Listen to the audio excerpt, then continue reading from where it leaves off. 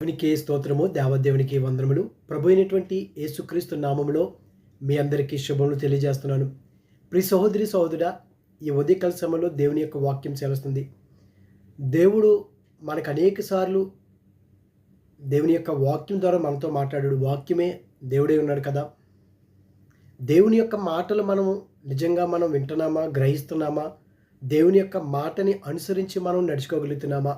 చూడండి, దేవుని యొక్క వాక్యం చేస్తుంది, బలులు అర్పించట కంటే ఆయన యొక్క మాట వినుట శ్రేష్టము అని. అవును కదా. దేవుని యొక్క మాట వింటే మనకెంతో శ్రేష్టము. లేకపోయినట్లయితే అది మనకు కష్టం అవుతుంది, మాట వినకపోయినట్లయితే. ఎందుకంటే దేవుని యొక్క మాట వినకపోయినట్లయితే మనం పాపంలో పడిపోతాం. పాపం వలన వచ్చే జీతము మరణము అంటున్నాడు. చూడండి, బైబిల్ గ్రంథంలో దేవుడు అనేక మందితో మాట్లాడాడు, కానీ వారు విన్నా సరే దేవుని యొక్క మాటని అనుసరించి నడుచుకోలేకపోయారు. వింటమే కాదు, మనం దాన్ని అనుసరించి నడుచుకోవాలి. పాపాన్ని మనం అసహించుకోవాలి. ఇదిగో దేవుడు తన సేవకుడికి చెప్పాడు, పాపములోది లేకపోతే శపించినటువంటి దాంట్లోది ఏది కూడా మీరు ముట్టుకోవద్దు అని దేవుడు అన్నాడు. అయితే దాన్ని లెక్క చేయలేదు. చూడండి, ఈ ఉదయకాల సమయంలో దేవుని యొక్క వాక్యం సెలవుస్తుంది. యెహోషువ గ్రంథంలో చూస్తే 6వ అధ్యాయంలో చూస్తే 18వ వచనంలో 17 నుంచి చూస్తే, ఈ పట్టణమును దీనిలో నున్నది యావత్తును యెహోవా వలన శపింపబడిను. యెరికోలో ఉన్నటువంటిది దేనిని కూడా ముట్టుకోవద్దు అన్నాడు దేవుడు. రాహాబు అను వేశ్య మనము పంపిన దూతలను దాచిపెట్టును గనుక ఆమెయు ఆ ఇంటనున్న వారందరూ మాత్రమే బ్రతుకుదురు. శపింపబడిన దానిలో కొంచెమైనను మీరు తీసుకొని ఎడల మీరు శాపగ్రస్తులు. చూడండి, దేవుడు ఏదైతే చెప్పాడో, వినకూడదన్నాడో, చూడకూడదన్నాడో, చెయ్యకూడదన్నాడో, ఆలోచించకూడదన్నాడో మనం చేయకూడదు. కొంచెమే అనుకుంటాం, చిన్నదే కదా అనుకుంటాం మనం. కానీ ప్రతి దాంట్లో చాలా జాగ్రత్తగా ఉండాలి. కొంచెమైనా సరే మీరు తీసుకొనకూడదు. తీసుకుంటే మీరు శాపగ్రస్తులు అయిపోతారు. ఇశ్రాయేలు పాలనకు శాపము తెచ్చి దానికి బాధ కలుగు చేయుదురు గనుక శపింపబడిన దాన్ని మీరు ముట్టకూడదు. వెండి కానీ, బంగారం కానీ, ఇత్తడి కానీ, ఇనుము కానీ, ఇనుప పాత్రలు కానీ అవన్నీ కూడా యెహోవాకు ప్రతిష్ఠితములగును. వాటిని యెహోవా ధనాగారంలో ఉంచాలి అని దేవాతి దేవుడు చెప్పాడు. దేవుని యొక్క సేవకుడైనటువంటి యెహోషువ గారు చెప్పారు. ఆయన కూడా జనుల చేత శపథము చేయించాడు. వారికి ఇలాగ ఆజ్ఞాపించాడు, యెరికో పట్టణమును కట్టించి పూనుకొని వాడెవడో యెహోవా దృష్టికి వాడు శాపగ్రస్తుడు అవుతాడు. దానికి పునాది వేయాలనుకున్నవాడు వాడు శాపగ్రస్తుడు అయిపోతాడు. కనుక శపితమైనటువంటి దాని విషయంలో ఇశ్రాయేలు దేన్ని కూడా మీరు ముట్టుకోకూడదు అని దేవుడు మాట ఇచ్చాడు. దేవుని యొక్క సేవకుడు బోధించాడు, శపథం చేయించుకున్నాడు. అయితే ఇదిగో శపితమైనటువంటి దాని విషయంలో ఇశ్రాయేలు తిరుగుబాటు చేశారు. దేవుని యొక్క వాక్యం సెలవుస్తుంది, ఆయన మాట మనం వినకపోయినట్లయితే తిరుగుబాటు చేయటమే. ఏదైతే దేవుడు మనకు చెప్పి ఉన్నాడో అది మనం వినాలి, గ్రహించాలి, అనుసరించి నడుచుకోవాలి. ఇదిగో వారు తిరుగుబాటు చేశారంటే ఎట్లనికి యోధా గోత్రంలో జరాహు ముని మనవడును జబ్ది మనవడును కర్మి కుమారుడైన ఆకాను శపితము చేయబడినటువంటి దాంట్లో కొంత తీసుకున్నాడు గనుక యెహోవా ఇశ్రాయేలు మీద కోపించెను. దేవుడు కోపించాడు, అది వారు గ్రహించుకోలేదు. చివరికి యెహోషువ గారు కూడా గ్రహించుకోలేదు. ఇదిగో మీరు వెళ్ళి దేశమును వేగుచూడుడని చెప్పి బేతేలు తూర్పు దిక్కునున్నటువంటి బేతావేను దగ్గరున్న హాయని పొరునకు యెరికో నుండి వేగుల వారిని పంపగా, ఇదిగో హాయి చాలా చిన్నదే కదా, మీరు అందరూ వెళ్ళొద్దు, కొద్దిమంది వెళ్ళండి, 3000 మంది వెళ్ళండి సరిపోతుంది. ఆయన పట్టుకుని వచ్చును, జనులందరూ ప్రయాసపడి అక్కడికి వెళ్ళనేలా అని యెహోషువ గారు అన్నారు. కొద్దిమంది వెళ్ళారు, అయితే తట్టుకోలేకపోయారు. అక్కడికే హాయి వారు ఎదుట నిలవలేక పారిపోయిరి. అప్పుడు హాయివారు వారిలో 36 మనుషులు హతము చేసిరి. మరియు తమ గమని యొద్ద నుండి షేబారి వరకు వారిని తరిమి, చూసారా, చిన్నదే కదనుకున్నారు, ఎక్కువ మంది ఎలా అవసరం లేదనుకున్నారు, కానీ వారిని చంపారు, తరిమి తరిమి కొట్టారు హాయి వారు. ఎందుకు? దేవుని యొక్క మాట వినకపోవటం వల్ల. దేవుడు ఏదైతే గనక ఇది మీరు తినవద్దు, లేకపోతే ఇది మీరు తీసుకోవద్దు, ఇది ముట్టవద్దు, ఇది చెయ్యవద్దు అని ఏదైతే చెప్పాడో దేవుడు, అదే చేశారు ఇక్కడ ఇశ్రాయేల్లో. ఇదిగో జరాహు ముని మనవడును జబ్ది మనవుడు కర్మి కుమారుడైనటువంటి ఆకాను. అయితే ఎప్పుడైతే వారు ఈ విధంగా అయిపోయారో కాబట్టి జనులు గుండెలు కరిగి నీరైపోయాను. యెహోషువ తన బట్టలు చింపుకొని ఏం చేస్తున్నాడు? తానును ఇశ్రాయేలు పెద్దలను సాయంకాలం వరకు యెహోవా మందసమును ఎదుట నేల మీద ముఖములు మోపుకొని తమ తల మీద ధూళి పోసుకొని ప్రార్థన చేస్తున్నారు కన్నీటితోటి, బట్టలు చింపుకొని. అప్పుడు దేవాతి దేవుడు అన్నాడు, యెహోషువ నువ్వు బట్టలు చింపుకుంటూ వేళ అని అంటున్నాడు. ఇదిగో అయ్యో ప్రభువా యెహోవా మమ్మను నశింపచేయనట్లు అమోరీయుల చేతికి మమ్మల్ని అప్పగించుటకు ఈ జనులు ఈ యొర్దాను నువ్వు ఎందుకు దాటించుతువి? మేము అక్కడే ఉండిపోదాం కదా, మమ్మల్ని ఎందుకయ్యా నువ్వు దాటించావని యెహోషువ దేవుని ఎదుట బ్రతిమాలుకుంటున్నాడు, గోజాడుకుంటున్నాడు. అప్పుడు దేవుడు అంటున్నాడు, ఇదిగో యెహోవా యెహోషువతో ఇట్లనెను, లెమ్ము నీవేళ ఇక్కడ ముఖము నేల మోపుకుందువు, ఇశ్రాయేలు పాపము చేసి ఉన్నారు. చూడండి, పాపం చేస్తే కనుక అది ఎంతకాలం మనం కప్పుకుంటాం? అందుకే యోబు గారు అంటున్నారు, ఇదిగో ఆదాము పాపము కప్పుకున్నట్లుగా నేను పాపాన్ని కప్పుకోలేదు అంటున్నాడు.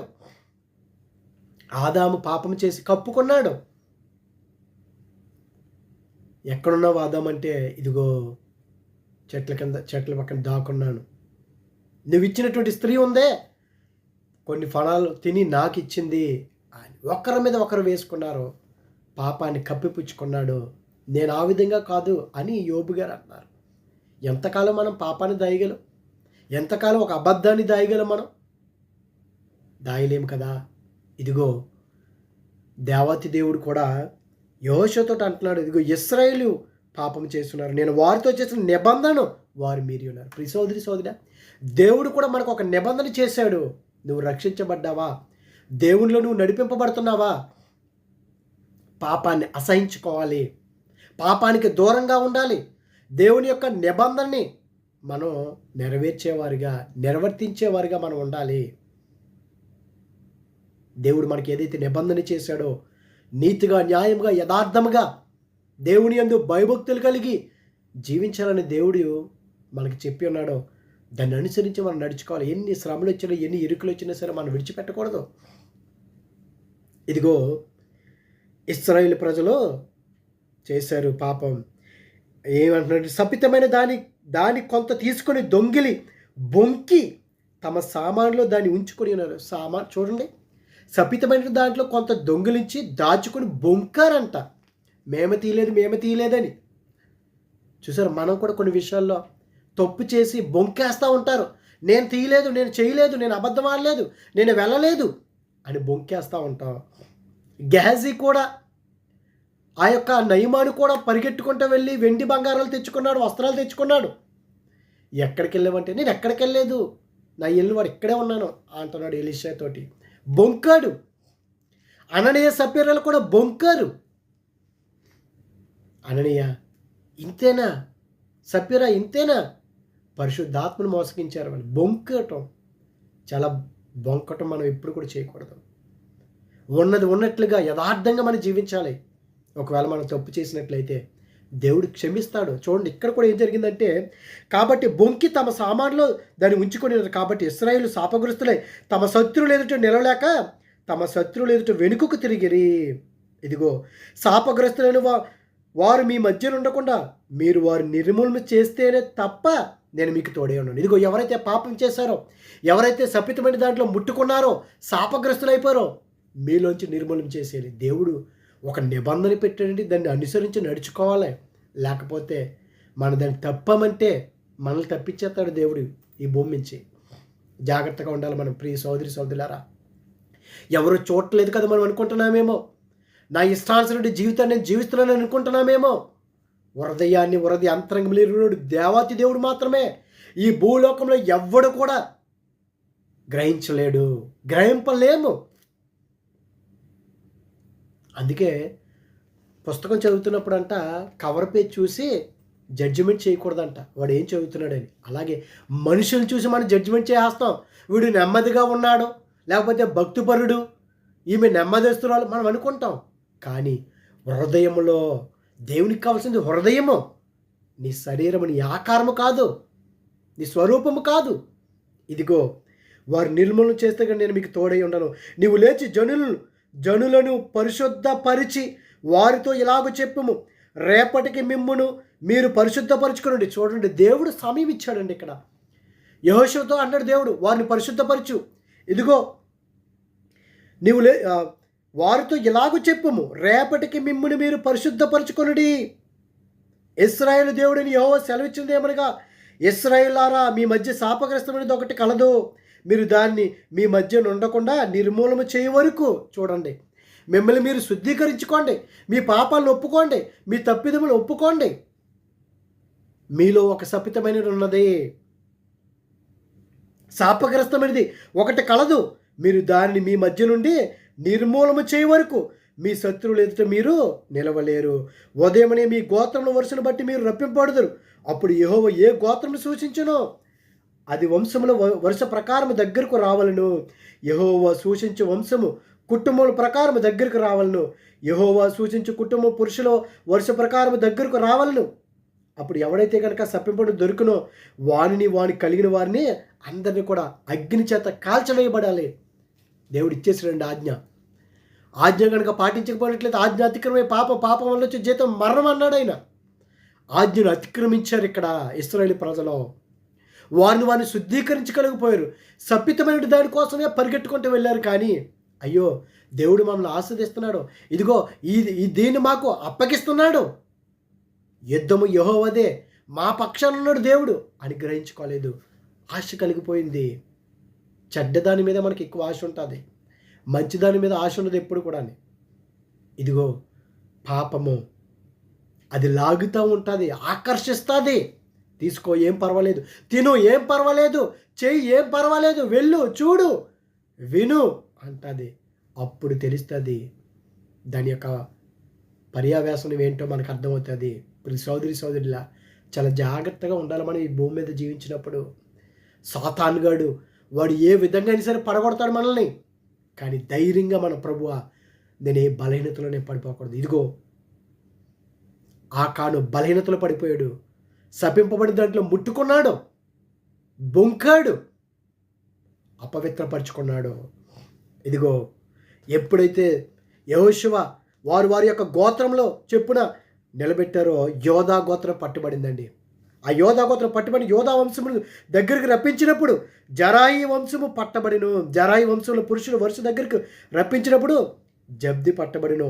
అతడును అతని ఇంట పురుషులు అందరూ కూడా దగ్గరికి రప్పించినప్పుడు యోధా గోత్రంలో జరాహు ముని మనవుడు, జబ్ది మనవడు, కర్మి కుమారుడైనటువంటి ఆకాను పట్టబడ్డాడు.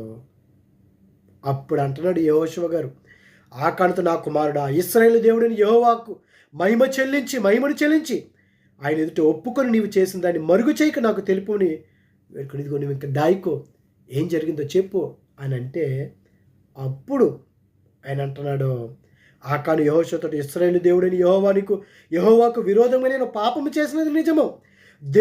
దోపుడు సొమ్ములో ఒక మంచి సీనారు వస్త్రములను, 200 తులముల వెండిని, 50 తులముల ఎత్తుగల ఒక బంగారు కమ్మిని నేను చూచి వాటిని ఆశించి తీసుకొంటిని. అదిగో నా డేరా మధ్య అవి భూమిలో దాచబడి ఉన్నవి, ఆ వెండి దాని క్రింద ఉన్నదని ఉత్తరం ఇచ్చెను. తాను చేసినదంతా ఒప్పుకొనెను. చూశాడు. ఏం చేశాడంట? దోపుడు సొమ్ములో ఏం చేశాడు తెలుపమని చెప్పినప్పుడు, దోపుడు సొమ్ములో ఒక మంచి సీనారం పై వస్త్రములు, 200 తులముల వెండిని, 50 తులముల ఎత్తుగల ఒక బంగారు కమ్మిని నేను చూచి వాటిని ఆశించి.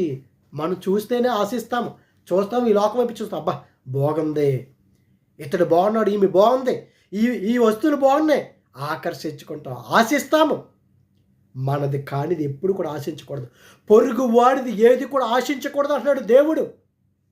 కానీ మనం ఆశిస్తున్నామంటే మనలో పాపము, శపింపబడినటువంటి దాన్ని మనం ముట్టుకోకూడదు, చూడకూడదు, వినకూడదు.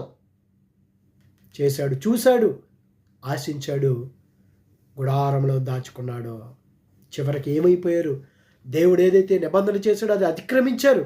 కాల్చబడాలంటే ఇదిగో తరువాత యెహోషువ ఇశ్రాయేలు అందరూ జెరహు కుమారుడైన ఆకానును, ఆ వెండిని, ఆ పవిత్రులు, ఆ బంగారు కమ్మిన ఆకాను కుమార్తెలను, ఎద్దులను, గాడిదలు, మందలు, డేరాను, వానికి కలిగిన సమస్తను పట్టుకుని ఆకూరులోనికి తీసుకుని వచ్చారు. అప్పుడు యెహోషువ, నీవేళ మమ్మను బాధించితివి, నేడు యెహోవా నిన్ను బాధపరచుననగా ఇశ్రాయేలు వారందరూ కూడా ఏం చేశారు? రాళ్లతో కొట్టి చంపేశారు, కాల్చి పాడేశారు.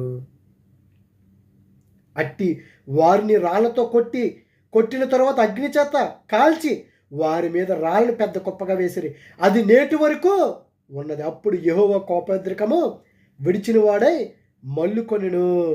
అందుచేత నేటి వరకు ఆ చోటికి ఆకోరు లోయ అని పేరు అంట. అంటే బాధలోయ. మొత్తం కుటుంబము, వారికి కలిగినటువంటి పశువులు, డేరాలు, వస్తువులు అన్నీ కూడా కాల్చేశారండి. ఆకోరు లోయ, బాధాకరమైనటువంటి లోయ. సోదరుడా, ఇదిగో దేవుడు మనకి ఏదైతే చెప్పాడో అది మనం వినాలి. శ్రేష్టము. నువ్వు శ్రేష్టమైనది అనుభవిస్తావా? శపింపబడినటువంటిది అనుభవిస్తావా? శాపం వలన వచ్చేది మరణము.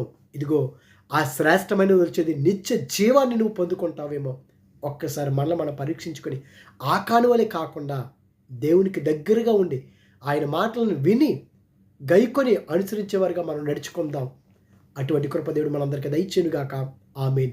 పరిశుద్ధుడా, ప్రేమగల తండ్రి, మహిమగల దేవునికి స్తోత్రములు ప్రభా.